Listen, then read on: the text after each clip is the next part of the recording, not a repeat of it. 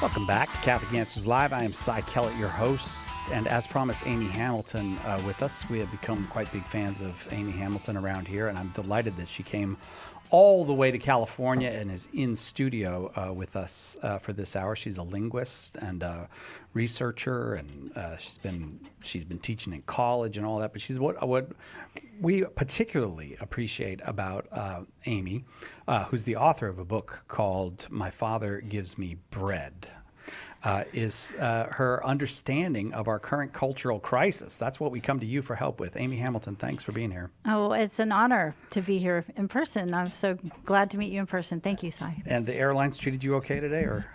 Yes, they treated me as well as they could with a little mechanical mishap. That's fine. Yeah, we were going to have you on last hour. Yes. But this still work for your schedule. Absolutely. Yeah. All right. So I have lived my whole life. I'm 61, and I've lived my whole life in the midst of the sexual revolution, my entire life. And so I guess the sexual revolution, you could go back to the 1920s and the advent of the big movies, the studios and all that. You could go before that in some ways. But really, the 60s is a big turning point. So let's call it 60 years of the sexual revolution. So if I could, I'd just start by asking you, how's that going? I mean, as far as you're a researcher, you work on those things. How's the sexual revolution going for the human family? Well, I think that we've sown the wind and we're reaping the whirlwind. Yeah. And it's literally in the whirlwind contains, emptiness of the children that were never allowed to even be born. Not just through the destruction of abortion, but just through the closing of the womb and the closing of the heart to say no to the blessing of children. But also, it's gotten to the point where, again, it's filled with the fragmented identities of our sons and daughters that refuse to call themselves either. This is something that I've really learned from you in our last conversation and have had time to think about this phrase you use, fragmented identities. What happened to the human identity as a consequence of the sexual revolution?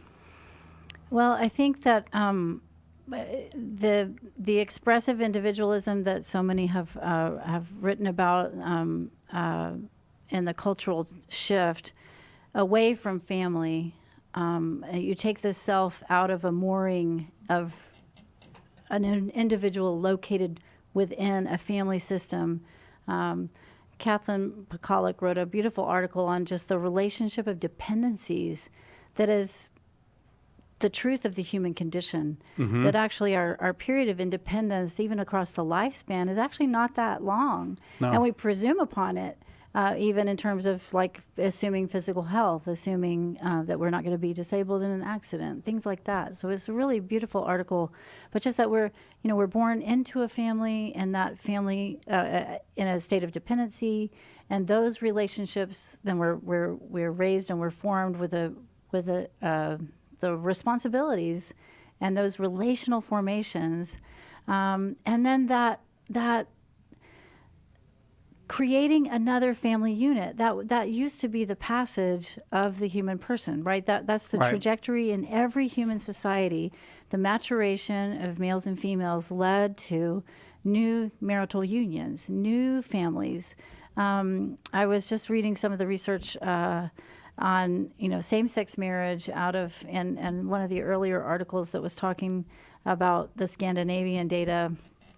One of the Scandinavian researchers made the observation that perhaps same-sex marriage was not the biggest revolution. The biggest revolution was that marriage was no longer the maturation point of the human person. Yes. Of young people, that we had entered a phase of society economically, in terms of productivity and in terms of medical technology, to overcome the consequences of the sexual revolution. That's my words, not this researcher's words. But again, contraception and effective treatment of sexually transmitted diseases, where we could individually express ourselves and move to that atomistic, I am an individual with my individual pursuits, and that was the biggest change.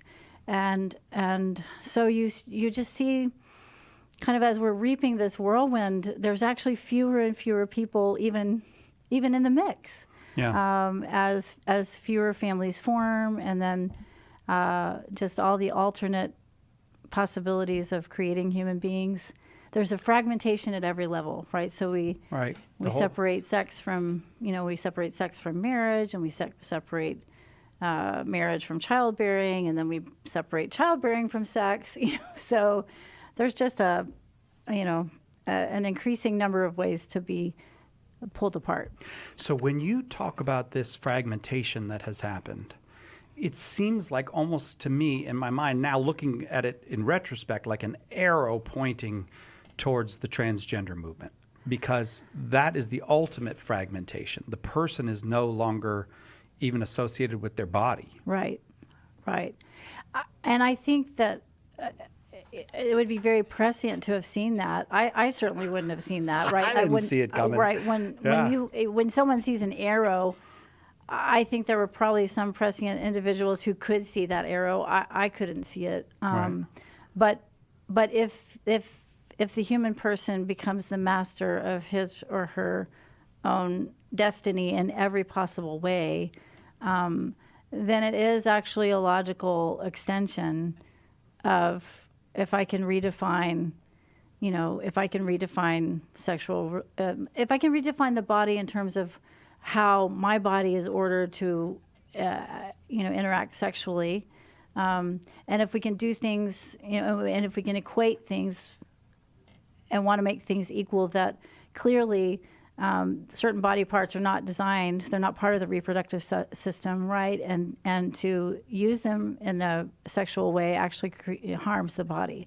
So if we're going to, give moral affirmation and societal approbation for that, then why can't I, redefine how the sexual parts are even supposed to be ordered? If I am my own master, either God is God, and if the human person is God and Lord of himself, then he can self-define, But we're not. But here's the thing, though, because I think many people listening, and I hope that some of these folks will call, if you're listening and this is your view, 888-318-7884.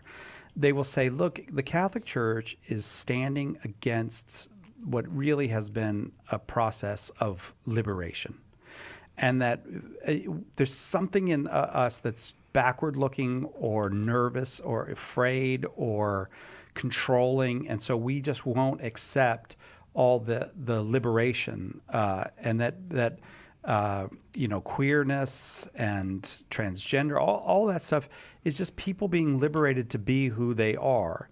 Now, I think from the conversations we've had before, Amy Hamilton, our guest, that you might go, your response, let me just guess that your response would be, look at the results of what has happened. Is that liberation?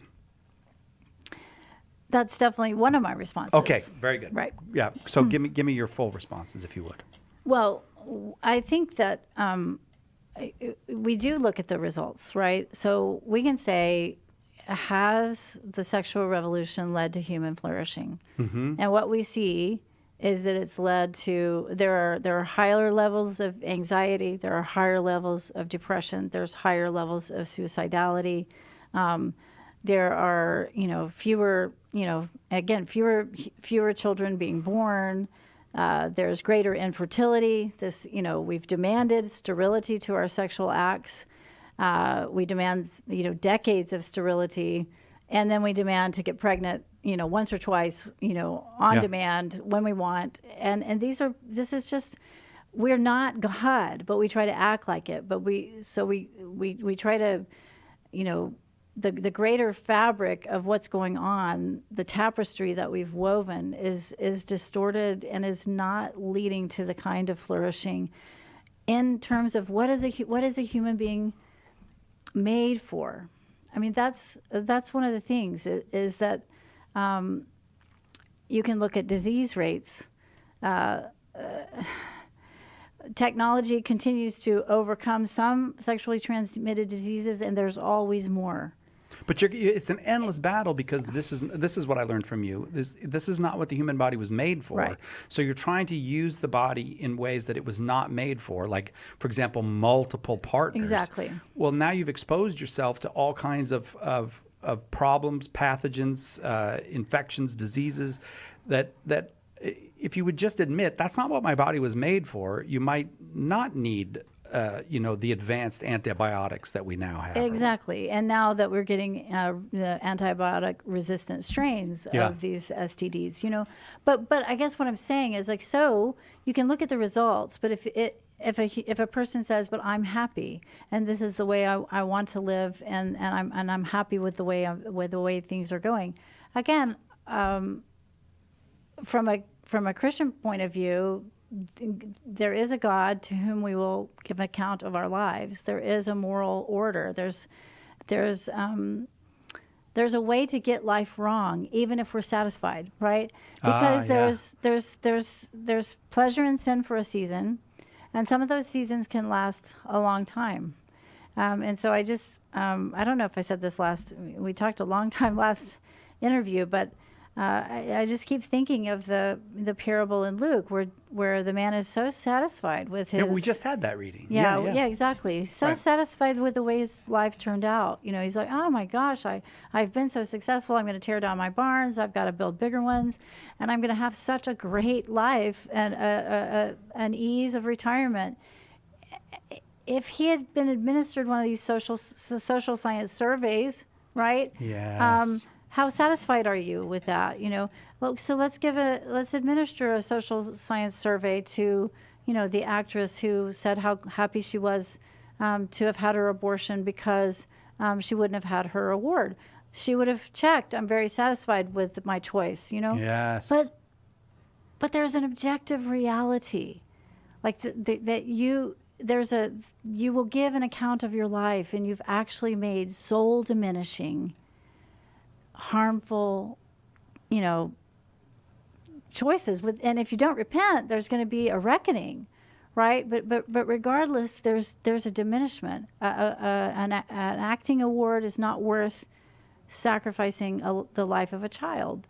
So I guess I'm just saying, it's like we can see that if it's like, Hitler says, I've got the Sudetenland. Well, we'd say, well, it's not worth it for what you paid for it. I mean, in the destruction of world peace. But somebody goes, I got an Academy Award, and and killing my child was the means. We don't have the same moral. I guess it's because we're so complicit in the whole abortion thing as a society. But we don't go, well, wait a second. Just because you got what you wanted doesn't mean what you did was right. Right. And again, the other thing is that the person who's not formed and not rich in God, not becoming, the union with God is our goal, right? And our destiny in Christ. And, every knee will bow and every tongue will confess that Jesus Christ is Lord. So we're all going to meet him, but we're made to know and be known by him. And so, again, the person who thinks they're flourishing in their career or with their wealth or with their sexual exploits, whatever is giving them pleasure, they don't even know what they're really made for. So we're not an accurate judge. It's kind of like when C.S. Lewis wrote, we're messing around with mud pies and with sex and drink because we don't know what is meant by, an invitation to a holiday at sea, where children playing in the mud who don't want to leave the mud pies and this is where we're messing around when the unseen is more real than the seen, and we're made for spiritual, union with God. And I love the Viktor Frankl quote, you can't actually pursue happiness. Happiness must ensue by giving yourself to something outside and greater than yourself. I mean, this is just human wisdom. Humans, we have a nature and we flourish. If we act in accord with the nature, there's a law in the universe, a natural law written on our heart. And no matter how much we want to be lords of it all, we're actually not. And so when we go against those things, it does harm. And sometimes we can harden our hearts and we can be deceived enough to not realize that harm, but that doesn't mean the harm isn't happening. Amy Hamilton is our guest, PhD scholar, researcher, writer, and speaker, and an extraordinary voice for this moment that we are living through. If you have questions about the Catholic response to the sexual revolution, if you have questions about these topics that we've covered, like liberation and what is good for the soul and what the relationship of the soul to the body is, you are welcome to call, whether you're Catholic or not, whether you agree with us or not. 888-318-7884. There's only one Catholic Answers Live. Are you a coffee drinker? If so, you can now enjoy a coffee roasted to perfection by the Carmelite monks of Wyoming. Delicious Mystic Monk coffee is roasted and prepared by monks in a hidden cloistered monastery and is available in over 25 varieties. All Mystic Monk coffees are works of perfection and labors of love. For more information on how to purchase Mystic Monk coffee, visit mysticmonkcoffee.com. That's mysticmonkcoffee.com. There is tremendous power in prayer because when we acknowledge that we don't have the power, but God does, things then begin to move for our good. Remember Matthew 19:26. But Jesus looked at them and said to them, with men, this is impossible, but with God, all things are possible. Now that's power.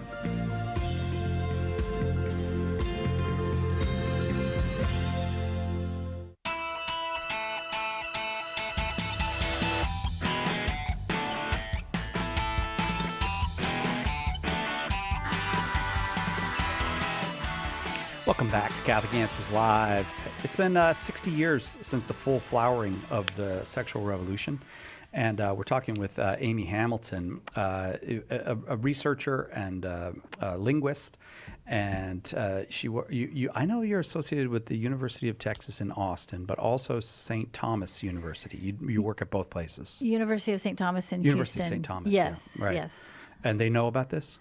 The two schools know that you're moonlighting on them at somewhere? They're aware? University of St. Thomas in Houston has a wonderful master's in women's studies, right? Women's studies, Yeah. right? And then they do a graduate studies certificate in the science of sex and gender, Catholic approaches to sexuality and gender. So it's an excellent program. Okay, so I want to get to the positive view, and that is since we're commemorating kind of 60 years of the sexual revolution, and I'm very glad to get to talk with you about it.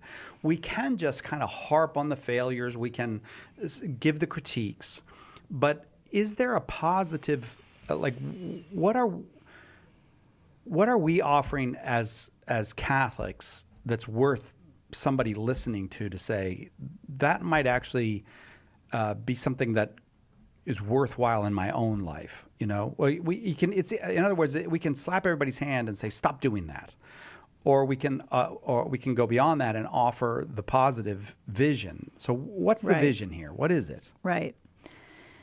Well, again, then I mean, I don't think we're necessarily slapping everybody's hand, right? I mean, Philippians, I think it's 2, talks about you hold forth the word of life in the midst of a crooked and perverse generation. And so to be that voice of conscience, to call, continue to call, to say, this is not, actually, you're not prospering, you're not flourishing, you're not going to reach the fulfillment, even in human terms. All right. All the data, wonderful data out of Institute for Family Studies, Brad Wilcox, and UVA, that grew there. You're going to actually be happier, healthier, wealthier if you marry. Who's that researcher in England that you talked about one time?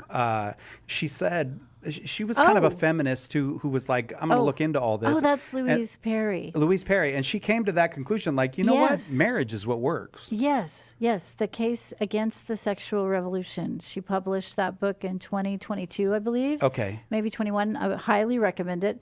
Again, because it gives evidence. I mean, there's something wrong if God's word says, this is, the church teaches marriage is between a man and a woman, and so that should lead to human flourishing, and it actually does, right? And that's been the way it's been for millennia. So the data should bear out, is what I'm trying to say. The data Right. should bear out that this actually leads to greater human flourishing.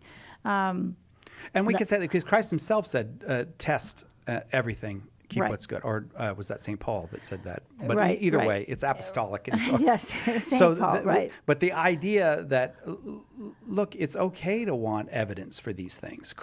God doesn't just say, do it my way or else. And so if you look at the social science evidence for the Catholic view of marriage, permanent relationship between a man and a woman for the good of the spouses and the children, Right.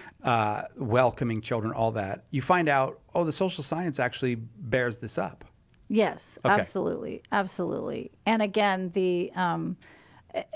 I think again, you just start looking at the ramifications of where we've tried to become masters of the universe. Yeah. And and again, often with good intentions, or just because the hubris is thinking that we know all the end from the beginning, and that we're going to know how it plays out. So again, why would babies are good? Why would we be against IVF? Well, the millions of the destruction of millions of embryos, right, and the freezing of millions of embryos. We're either pro-life from conception on or not. Yeah. And so you can't tinker with the system. You can't make adjustments because there are moral limits, and you let, again, you start sowing the wind. And I think that's one example. So So when I talk about the positive vision, though, because I this is what I get from you, like you mentioned Dr. Pakalik before, there is this thing of the modern person thinks happiness is related to me asserting myself, me, my life being in reference to myself. I get what I want. We got the notorious bucket list, which I think is the dumbest idea ever. If you're a Christian, don't have a bucket list. That's not what the Christian life is about. So, but do you see what I'm saying? But the image that you give when you talk about these things is this really healthy, like, community and family and interconnectedness as a totally different way of life than what the modern world is proposing. Right. I mean, and again, they're being hammered with it in the media constantly, just pure, straight out lies, right? Women, you'll be happier if you divorce your husbands. Oh, women, you'll be happier if you never marry in the first place. Single women are happier and wealthier. None of that is true. No, and I'm so sorry to interrupt you, Amy, but okay. we know that the Cosmo magazine articles that in the 1970s that promoted that idea were made up. Do you know that? Have you heard this story? No. Cosmo magazine pushed the idea of Sex and the Single Girl and go to the city and every one of those stories that they published week after week after week were made up. There was false journalism. There's a record of it now. I just wanted you to know that. I didn't even know. But see, I'm not even talking. I was born in 1970, so I'm talking about the New York Times and Washington Post in the last month because it's a constant. And so I think because we, as Christians, we talk about our battle is not against flesh and blood. Right. There's nefarious forces, and the satanic realm that doesn't want a next generation, doesn't want the family to flourish, doesn't want any of us to understand what he wants to destroy fatherhood. He doesn't want us to even be able to have a concept of what a good and loving father might be. Yeah. So all of these things, I just have great compassion because they're being bombarded, and so even now, they're pushing polyamory and polygamy, and again, that monogamy is a restraint and a constraint. And again, I think the evidence bears out that you don't get any kind of outcome that surpasses a committed, lifelong sexually complementary male-female relationship, especially if blessed with children. That gives the happiest outcome. 888-318-7884, the number. We'd love it if you'd call and talk about this with us. But Amy, here's the thing. I think the pushback on this is not like if it's going to say, well, you're against people when here's what I'm afraid of, that people hear you saying these things and they think you're against persons. When I listen to you carefully, what you have been against is ideas. These ideas don't work. This is not true. These are the kinds of things that you say. So I want you, when we come back, I will get to these phones. The people that are on the phones, I'm going to get to you. But I want to challenge you a little bit with the person who comes back to you and says, well, you're against LGBT people or something. What is the Catholic Church? Everyone seems to have an opinion, but the church never quite fits into the boxes people make for it. In The Faith Unboxed, author Andrew Petiprin looks at some of the most common boxes people put the Catholic Church in and explains why they don't fit. In doing so, he brings us closer to what the church really is, the institution founded by Christ. Order The Faith Unboxed today at shop.catholic.com or ask for it at a good Catholic bookstore near you.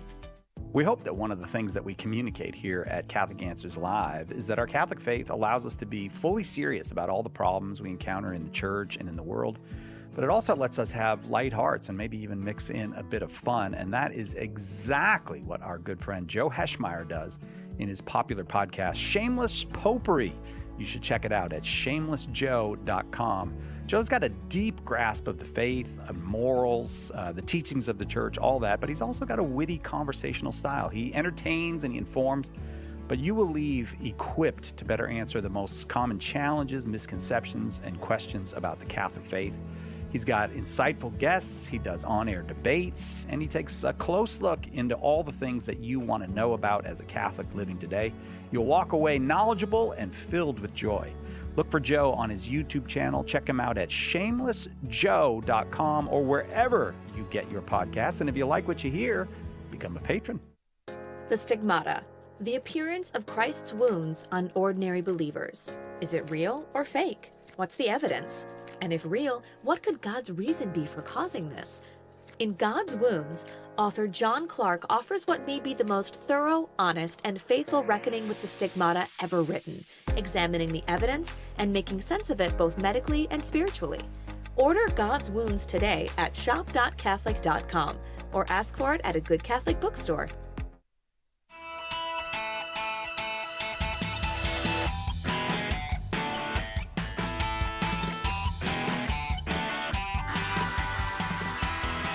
Welcome back. Catholic Answers Live. Our guest today, Amy Hamilton, helping us reflect on 60 years of a full-fledged sexual revolution from a Catholic point of view. Amy Hamilton, Fulbright scholar, a sexuality researcher, and a fellow. She's an assistant professor, and she does research work at the University of Texas and at Austin. And you're going to have to say that because I'll get the order wrong, but it's St. Thomas. University of St. Thomas in Houston. University of St. Thomas. And the cool thing about their women's studies program is it's the only one, I think, in the world that's from a Catholic perspective. Yes, yes. Yeah. So like you said, instead of saying, oh, all of these other viewpoints are wrong, let's articulate the truth. What would the Christian vision be? I feel like it's hard to have an argument about transgenderism and the LGBTQ kind of life and acceptance of it and the pride flag and all of it, because and this may be a prejudice on my part, and please correct me if I'm wrong, I find that often people don't want to argue about it. They'll say, if you say, look, that's not really true what you're saying about let's just say I took homosexual sex and I said, okay, but there is a basic biological difference. It can't produce children where heterosexual sex can produce children. There's somebody that wants to have an argument about that. There's more of a, why are you against the gay community? Why are you against queerness? Why are you against transgender children who need our compassion, which to me is not an argument. It's a different thing. Right. So help Right. me with that. What do I do? Well, I mean, the Christian vision for the human person is, I mean, Jesus said, I came that they might have life and have it more abundantly, right? The thief Yeah. comes only to steal, kill, and destroy. And so I would argue that ontologically, meaning in the essence of reality and the being, we are male and female. That's the revelation in Genesis. And we're embodied, just Jesus, the Word became incarnate. That's the truth of who we are. We're made in the image of God as male and female. These other categories, LGBT, they are descriptions of experiences, feelings, attractions, behaviors, self-perceptions, but they're not based in the reality of the body. And so, to me, you're not against. I'm not against any person. What I actually am is for their highest good. That's the definition of love, to will the highest good of the beloved. And so, homosexual sex is against the law of God. It's very clear. It's always been very clear throughout church history, in Scripture. People will tell you it's not clear, though. I mean, I'm not arguing with you. I'm just saying it's amazing how quickly we forgot. Correct. That. Yes, I agree. But again, you have to be the one that states what has been forgotten. Yeah. Okay. Okay. And that actually is that it was actually very, very clear up until, 10, 20 years ago. Yeah. And it was slowly, as this individualistic society and self-expression and contraceptive sex and divorce culture, those kinds of things opened the door for a greater acceptance of same-sex sexuality. Because if sex no longer has a connection to children, right? If heterosexuals can have sex just for pleasure, not in marriage, and shut off the procreative aspect, well then, why should that morally be different than we're having sex for pleasure based on our relationship, not based in marriage? So Yep. it opens those. So your whole society is changing, kind of its perception because of this sexual libertinism. But the truth is that homosexual sex frustrates the purposes of the body sexually in terms of the procreative, or it actually harms the body, Yeah. right? And so if you're willing the good of the human person, you have to will the good of the body. All transgender procedures involving medicalization, they all harm the body. Right. So if you're just looking at the human person as an embodied person, we all know how it is to be sick. You don't choose sickness. People who are sick try to get well, right? Chronic illness is a cross to bear. You want to alleviate symptoms. So to actually choose something that's going to destroy physical health is not a path of flourishing. And so again, people have, when they get the telos wrong of sex, it's about pleasure, right? Okay. Again, the number is 888-318-7884. And I said I'd go back to the callers, but we apparently have not kept the callers on the line. So that means the lines are free for you if you'd like to get in on the conversation. 888-318-7884. It does seem to me that in some ways the original sin of all of this, and we do end up talking about LGBTQ and transgender and all that, but the original sin is the point at which we divorced sex from marriage and procreation. And so, if I may, what is the argument against? It seems to me that all points back to contraception, probably the contraceptive pill most particularly. What's the argument against contraception? Can you help me with that? Because that will help me with this. Because I think, frankly, one of the reasons that so many people are so willing to go along with all of the sexual revolution is they just don't want anyone to take the pill away from them. So what's wrong with that? What's wrong with the pill? I understand. I can understand that, and I got to be honest. I mean, I dealt with same-sex attraction, till my mid-30s, and then I married at 37, and so stewarding my fertility was not an issue.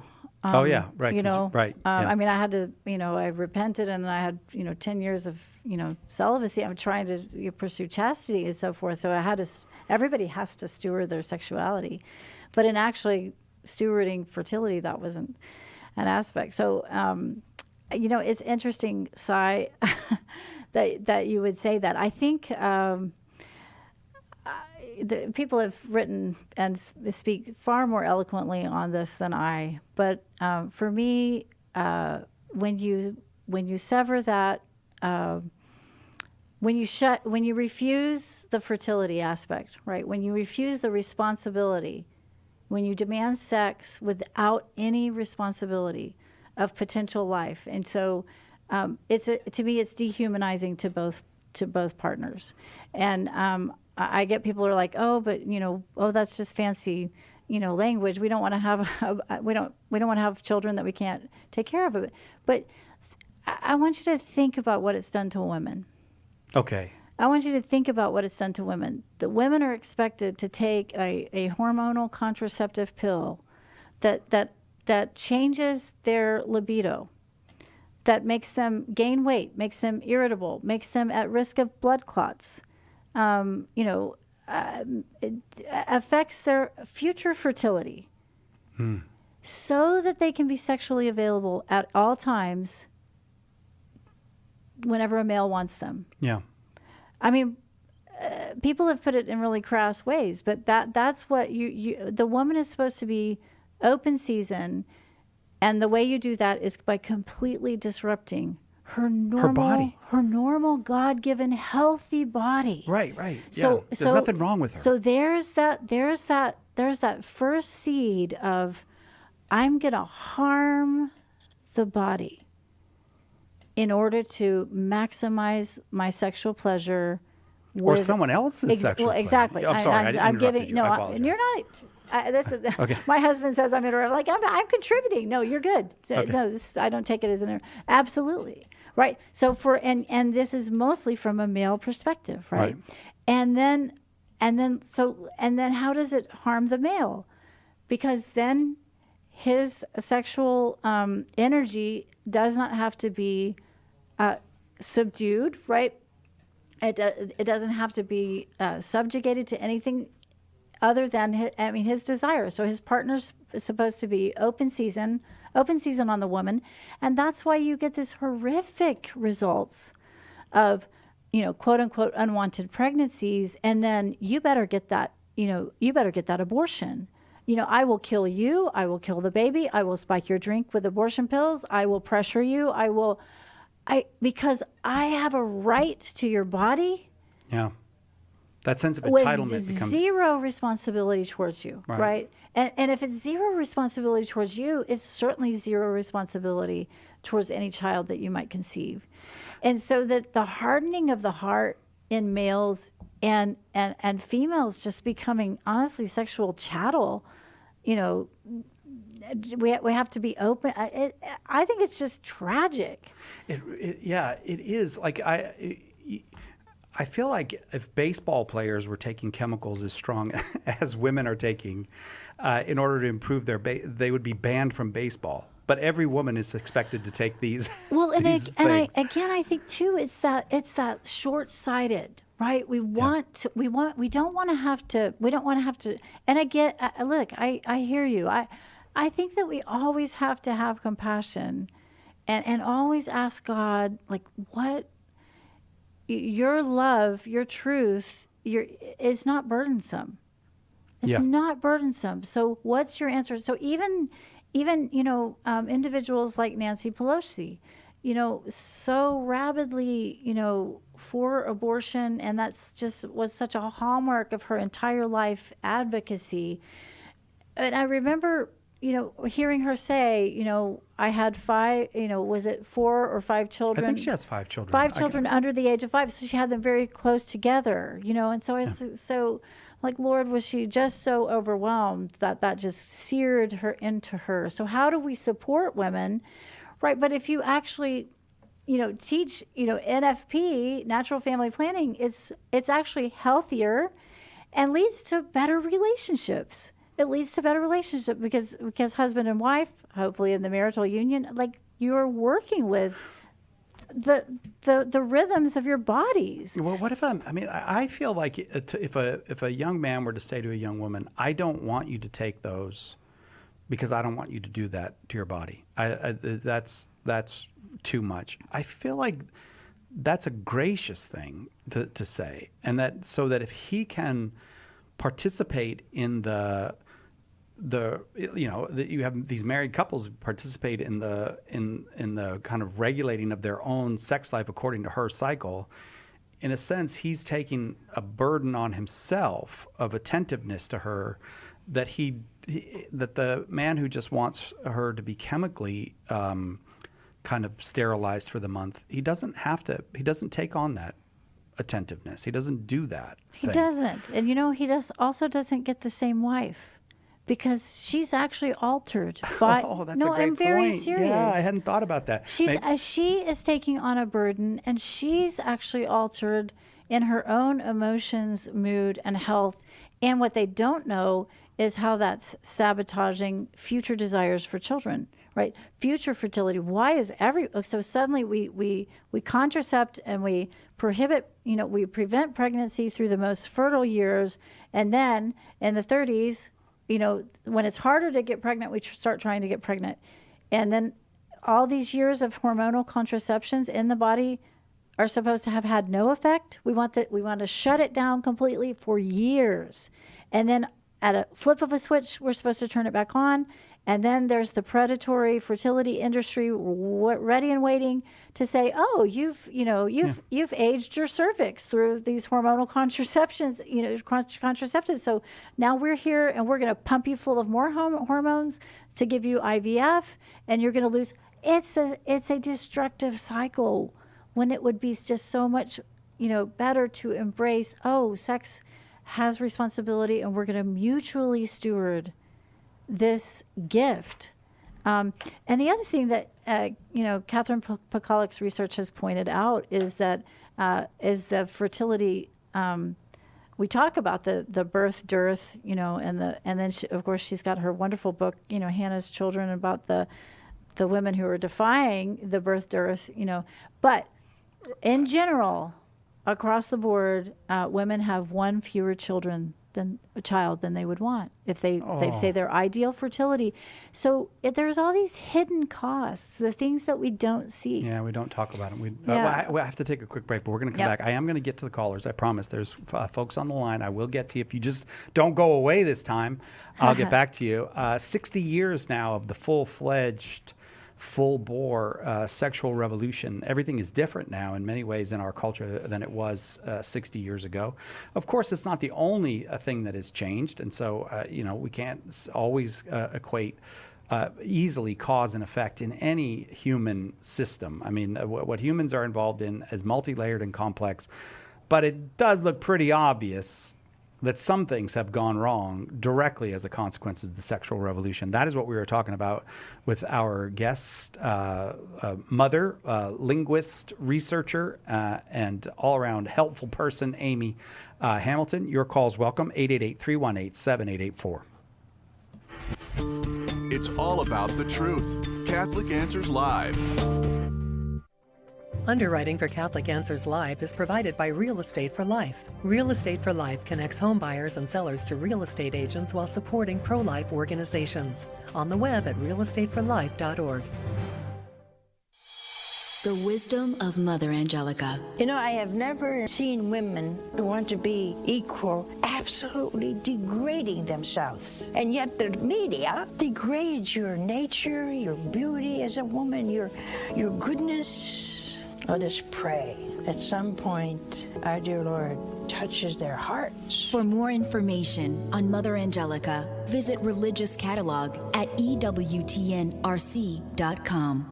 The Catechism defines evangelization as the proclamation of Christ and His gospel by word and the testimony of life. But what does that look like in real life? It looks like St. Paul street evangelists out in the public square sharing the good news. We're a Catholic nonprofit that starts conversations by handing out free sacramentals. Then we employ our method of listen, befriend, proclaim, and invite. Catholic Answers is supported in part by St. Paul Street Evangelization. Visit streetevangelization.com to learn more.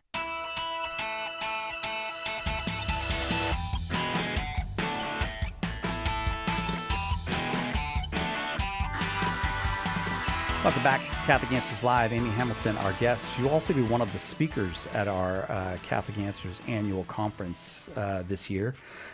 So, you know, Chris Stefanik's going to be there. Dr. David Anders is going to be there. Look, I could just stop right there, and that'd be enough. You should come for those two. And then I add Dr. Amy Hamilton's going to be there, our guest today. And what are you going to talk about at the conference? Are you going to talk about this stuff, or what are you going to talk about?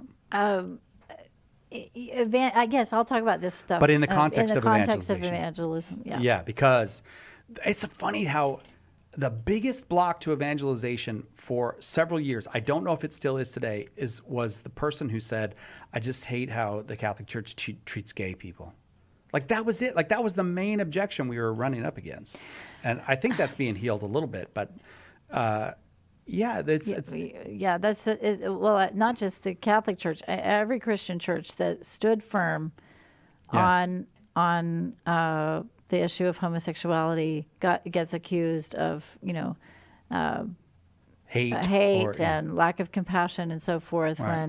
When again, all the data shows that you can have record high, affirmation and acceptance. It doesn't change the fact that it doesn't ameliorate the higher suicidality, depression, anxiety, and so forth, because again, you're violating the law written on the heart. And expressed in the body. I mean, the body tells you what it's for. Exactly. Yeah. And actually to affirm is to imprison people in a life and a false identity with that they actually have a lot of potential to come out of that. All right, let's go. I said I'd go to the phones. I get tempted when Dr. Amy Hamilton is here to not let the calls come in, because I enjoy these conversations. I really do love talking with you about this, Amy. Oh, thanks. I feel like you have a grasp on it that very few people have. By the way, if you want to come to the conference, go to CatholicAnswersConference.com, CatholicAnswersConference.com. Matthew in Lynchburg, Virginia. Thank you, Matthew. Oh, wait, did I push the wrong button? Matthew in Lynchburg, Virginia, watching on YouTube. Welcome, Matthew, there. Hello. Oh, hey, Matthew. Yeah, I was having trouble with the buttons. Go ahead with your question. Hi. So just to briefly sum it up, my girlfriend and I are determined to keep our relationship godly and holy. We have good boundaries. We don't engage in sexual intercourse. We don't plan to. We're both virgins. But whenever she comes to my apartment, we live about 3 hours from each other. She stays the night. I sleep on the couch, but she always wants me to sleep in the same bed. And she says, what's the harm if we're not engaging in sex? And a lot of my secular friends also say, hey, if you can't get to know somebody unless you live with them. And I know as Catholics, we're not supposed to cohabitate. I know one of those reasons is, I guess, the near occasion of sin for sex. So what are the other reasons to not cohabitate? Or is that the only reason? Or am I missing something? Thank you. Wait, can I just clarify something? Are you planning on getting married? If it ends up progressing to that stage, Okay. All right. So I'm saving myself for marriage. Yeah. Sorry. Right, but it wasn't. It's not a permanent. You don't have plans for a permanently virginal life, which is some people do. But I just wanted to be clear on what you're intending to marry. You don't know if it'll be this young woman, but at some point you're going to marry. So what might you say to them regarding their current relationship? Amy? Oh, well, Matthew, how old are you? May I ask how old you are? I'm 24. Matthew, well, God bless you. First of all, I just want to, praise God for his work in your life and that you've committed yourself to chastity. And so that right there, you've already increased your odds of actually having a successful marriage because any premarital sex actually increases the odds of divorce. The data is clear on that. And so why not cohabitate? Because it's practicing for divorce. I mean, that's the data. I heard a wonderful talk on, even from a secular perspective, if you want a successful marriage, don't cohabitate because it increases the risks. And so, this young lady, if you're not even engaged, so you're still discerning if this is the one that you're going to propose to, and she's discerning whether she would say yes to you. Why would you be sleeping in the same bed? I mean, that's a level of intimacy that is a near occasion of sin, and to me I think of that verse. It's in Proverbs, but where the wife, she does good to her husband all the days of her life. And so I just think of your future wife, whether it's this young lady or another young lady especially. I don't see how sleeping in the same bed would be doing good, to your future spouse all the days of her life. So I think you're honoring your girlfriend because you're not at that stage. You haven't made that commitment, whether sex is involved or not. That's just my humble opinion. But I think you're being wise. What do you think, Matthew? I think, that's kind of what I talk about, but she kind of brings up that, we have good boundaries and we maintain those boundaries. But I mean, I don't know. I never looked at it from, I guess, the emotional intimacy way. Mm-hmm. But I guess, is there anything in I guess, church teaching that I could learn from? Even though she's not Catholic, maybe we could find some common ground. Or is there anything even in, I guess, Protestant traditions that you guys are aware of that talks about this? Well, I mean, I think, Timothy says, flee youthful lusts. And so you have good boundaries, but why test those boundaries? Why put yourself in a more difficult situation to? I just feel like you're being incredibly wise, and I don't understand why. You're not ready to take the step of marriage, and so I just don't know why she would be pushing to share the same bed. I'm just being honest. The other thing is, again, I'm blanking. Just to not give the appearance of scandal. Evil. Yeah. Don't give scandal to other people. You're a person of extraordinary strength. Yeah. I think. Yeah. So. I don't know many 24-year-old men who are, and God bless you for that. But I'd ask you this, Matthew: what if you don't marry her, and then you have the same virginal relationship with the next woman, and you do marry her? How's she going to feel about the fact that you were sleeping with another woman in a, not in the sense that we usually use the phrase sleeping with, but if you do things out of season, there's consequences for that, Matthew. Yeah. Oh, believe me, yeah. But you asked us other than the near occasion of sin. And so I think both of us have attempted to answer your question, which was other than the near occasion of sin. But I will also leave you with this. Why go beyond other than the near occasion of sin? You're supposed to avoid the near occasion of sin. Why did you want more than that? That's enough of an answer. Yeah, I guess. I guess I just wanted something that would satisfy her. Just because we're talking through our faith differences right now. And I see. The other part of my question was about dating and marrying a non-Catholic, but that's obviously off topic for the segment. Oh yeah. But, okay. So I didn't. Yeah.